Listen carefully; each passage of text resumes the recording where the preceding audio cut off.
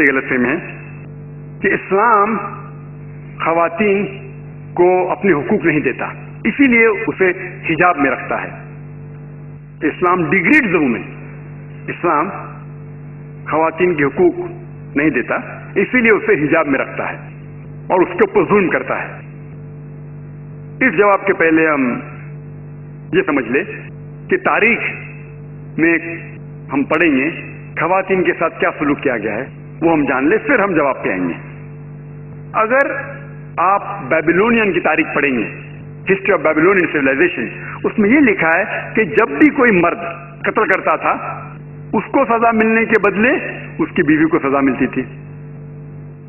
اگر آپ Greek civilisation پڑھیں گے، اس میں ایک خاتون تھی جس کا نام تھا پینڈورا. ایک امیجنری وومن تھی پینڈورا، جو گریک لوگ کہتے تھے اس کے وجہ سے ساری مشکلات جو دنیا میں ہیں وہ اس خاتون کی وجہ سے ہے. ان کا ایک تصور تھا جو غلط تھا. اور اس گریک سویلائزیشن میں خاتون کی عزت ہی نہیں تھی، ویشیا پنا کافی کامن تھا، عام تھا. اگر آپ رومن سویلائزیشن پڑھیں گے اس کے اندر بھی nudity and prostitution was very common.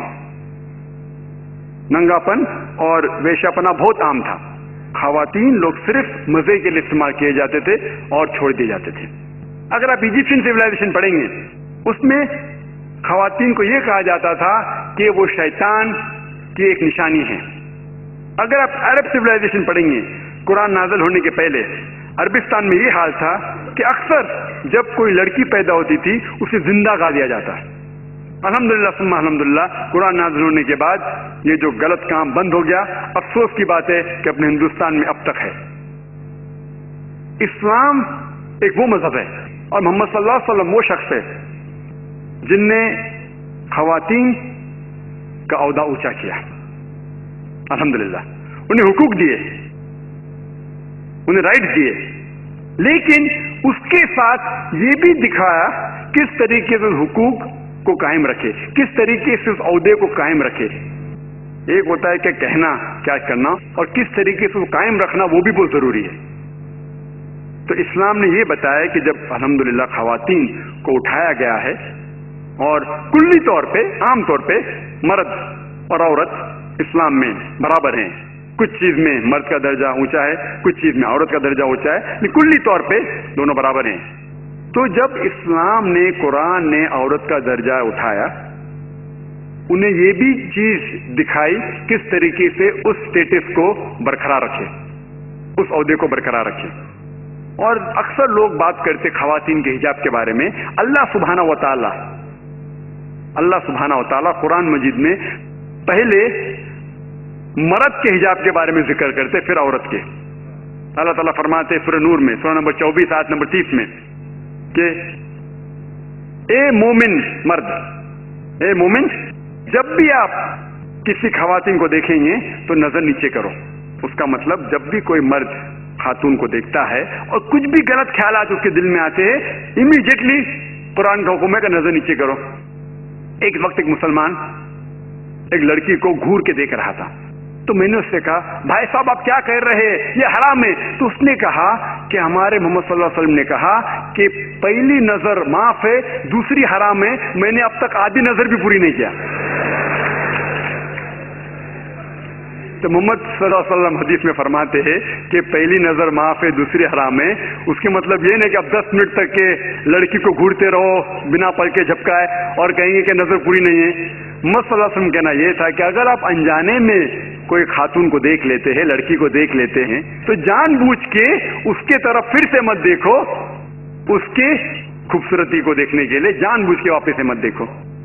دوسری آیت قرآن مجید کے اللہ تعالیٰ فرماتے سورہ نور میں، سورہ نمبر 24 آیت نمبر 31 میں کہ اے مومن عورتیں، اے مومنہ، آپ جب بھی کوئی مرد کو دیکھے تو اپنے نظر نیچے کرو اور اپنے سر کے اوپر جو کپڑا ہے یا دوپٹہ ہے اسے اپنی چھاتی کے اوپر ڈھانک لو اور اپنی زینت کسی کو بھی مت دکھاؤ، صرف اپنے شوہر، اپنے بیٹے، اپنے والد اور ایک بڑی فرشت ہے جو محرم جس سے شادی نہیں کر سکتے دیا گیا ہے. عام طور پہ حجاب کے لیے 6 फराइज है, 6 नुक्ते हैं, 6 पॉइंट्स है। नंबर 1, एक्सटेंट औरा, जो मर्द के लिए है कम से कम नाक से लेके घुटने तक, और खवातीन के लिए पूरा जिस्म ढका रहना चाहिए। सिर्फ जो दिख सकता है वो चेहरा और हाथ। कुछ उलमा कहते हैं ये भी ढका होना चाहिए। बाकी 5 बातें खवातीन और मर्द के लिए यकसा है। दूसरा पॉइंट, जो कपड़े वो पहन रहे हैं वो इतने पतले नहीं होना चाहिए ताकि कोई उसके आर पार दिख सके। तीसरा पॉइंट, ऐसे कपड़े, चुस्त कपड़े नहीं होना चाहिए जिससे जिस्म का ढांचा दिख सके। चौथा पॉइंट, कपड़े इतने भड़कीले नहीं होना चाहिए कि दूसरे जिन्स को मुतासिर करे। पांचवा पॉइंट, कपड़े गैर जिन्स के, औरत मर्द के कपड़े ना पहने और मर्द औरत के कपड़े ना पहने। और छठा, कि कोई गैर मुस्लिम के कपड़े ना पहने जो उसकी निशानी है। ये 6 पॉइंट है हिजाब के, 6 नुक्ते हैं, 6 फराइज है हिजाब के। और अल्लाह सुब्हानहू व तआला फरमाते सूरह अहज़ाब में, सूरह नंबर 33 आयत नंबर 59 में, या नबी कह दो अपने बेटियों से, अपने बीवियों से और मोमिना से, मोमिन खवातीन से, कि जब भी वो बाहर जाए तो जिलबाब पहने, अपने आप पे ओढ़ ले जिलबाब, ताकि लोग उन्हें पहचान सके और उन्हें परेशान न करे। People will not molest them, क्या लोग उन्हें पहचाने और उनकी इज्जत से न खेले। मिसाल के तौर पे अगर दिल्ली के सड़क पे मिसाल के तौर पे 2 जुड़वा बहन जो बहुत खूबसूरत है, हूबहू खूबसूरत है, बहुत खूबसूरत है, 2 जुड़वा बहन चल रहे हैं दिल्ली के सड़क पे। एक जुड़वा बहन पहने हुए इस्लामिक लिबास, पूरा जिस्म ढका हुआ, सिर्फ चेहरा और हाथ दिख रहा है, और दूसरी बहन पहनी हुई मगरबी लिबास, मिनी स्कर्ट या शॉर्ट, मगरबी लिबास तो मिनी स्कर्ट या शॉर्ट, जो तन को कम ढक रहा है और दिखा रहा है ज्यादा। और दोनों जुड़वा बहन अगर दिल्ली के सड़क कनॉट प्लेस अगर वहां चल रहे हैं और सड़क के कोने पे, किनारे पे एक लफंगा ठहरा हुआ है लड़की को छेड़ने के लिए, मेरा ये सवाल है कि वो लफंगा किसको छेड़ेगा? वो बहन को जो इस्लामिक लिबास पहनी हुई है, हिजाब पहनी हुई, क्या वो बहन जो मगरिबी लिबास पहनी हुई किसको छेड़ेगा? जो मगरिबी लिबास पहना हुआ है। कुरान सही कहता है कि हिजाब खवातीन को महफूज रखता है और इज्जत बरकरार रखता है। और इसके बाद इस्लामी शरीयत ये कहती है कि अगर कोई आदमी किसी औरत का बलात्कार करता है, जब जिना करता है, तो उसके लिए सजाए मौत, डेथ पेनल्टी। बहुत से गैर मुस्लिम कहेंगे सजाए मौत, आज की तारीख में 21वीं सदी में सजाए मौत, कितना बेदर्द दीन है ये इस्लाम, कितना नागवार दीन है। लेकिन मैं सवाल पूछा हूं हजारों गैर मुस्लिम से, अब भी पूछ रहा हूं कि मिसाल के तौर पे खुदा ना करे कोई आपकी मां या आपकी बहन का बलात्कार करता है और वो बलात्कार करने वाले को आपके सामने लाया जाता है और आपको जज बनाया जाता है, आप क्या सजा उसे देंगे? और 100% मुझे जवाब ये मिला कि सारे गैर मुस्लिम ने कहा कि हम उसे सजाए मौत देंगे। कुछ गैर मुस्लिम ने ये भी कहा कि हम उसे तड़पा तड़पा के मारेंगे।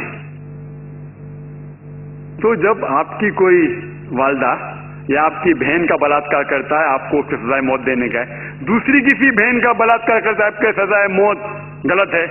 ये डबल स्टैंडर्ड्स क्यों? जो लॉ होता है ये क्यों होना चाहिए? अगर आप जानते, आज जो लोग कहते हैं अमेरिका इतनी एडवांस मुल्क है, लोग उसकी तरफ देखते हैं, आप जानते वो एक मुल्क है जिसमें ज्यादा बलात्कार होते हैं। एक मुल्क है जो नंबर 1 पे नहीं है, लेकिन जो मैक्सिमम रेप जितने दुनिया में होते हैं उसमें से एक मुल्क है यूएसए।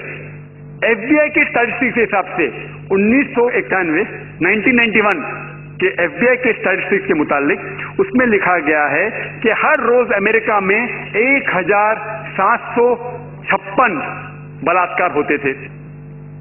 1996 के स्टैटिस्टिक्स के हिसाब से, 1996 के स्टैटिस्टिक्स के हिसाब से US crime department of justice वो कहती है कि 1996 में हर रोज ऑन एवरेज हर रोज 2713 बलात्कार होते थे। 91 में 1756, 96 में 2713। अमेरिकन लोग और जरा ज्यादा बोल्ड हो गए और हिम्मत वाले हो गए। हर रोज 2713, यानी हर 32 सेकंड में एक बलात्कार होता है अमेरिका में आज की तारीख में। हम इस ऑडिटोरियम में लगभग 2 घंटे से हैं। 2 घंटे से, जब से हम इस ऑडिटोरियम में हैं, 200 बलात्कार अमेरिका में हो भी चुके होंगे। मैं आपको ये पूछना चाहता हूं, अगर हम इस्लामिक शरीयत लागू करें अमेरिका में कि कोई भी मर्द कोई खवातीन को देखे और कोई भी गलत तस्वुर उसके दिमाग में आया, उसे अपनी नजर नीचे करना चाहिए। उसके बाद खवातीन सारा जिस्म ढके, सिर्फ चेहरा और हाथ छोड़ के, और उसके बाद अगर कोई मर्द बलात्कार करता है, सजाए मौत। मैं ये पूछना चाहता हूं कि अमेरिका में बलात्कार की फीसद बढ़ेंगी, वही रहेंगी या घटेंगी? घटेंगी। आप इस्लामी शरिया लागू करो और इमीडिएटली आपको रिजल्ट मिलेंगे। और जो एक्स होम मिनिस्टर थे एल के अडवाणी, अभी नहीं है, इस देश के होम मिनिस्टर थे, उनने तजवीज की थी, उनने कहा था गवर्नमेंट से कि बलात्कार करने वाले को डेथ पेनल्टी मिलनी चाहिए। और मैं अल्हम्दुलिल्लाह उन्हें कांग्रेचुलेट किया। एल के अडवाणी जो होम मिनिस्टर थे, अभी नहीं है, उनने कहा था चंद साल पहले कि बलात्कार करने वालों को सजाए मौत होना चाहिए। और मैं उनकी इस बात पे सहमत हूं। बाकी बात से शायद सहमत नहीं हूं, बट इस बात पे तो सहमत हूं। और इंशाअल्लाह जो अगले होम मिनिस्टर आएंगे वो ये कहेंगे कि खवातीन को हिजाब भी पहनना पड़ेगा इंशाअल्लाह। वक्त की कमी होने की वजह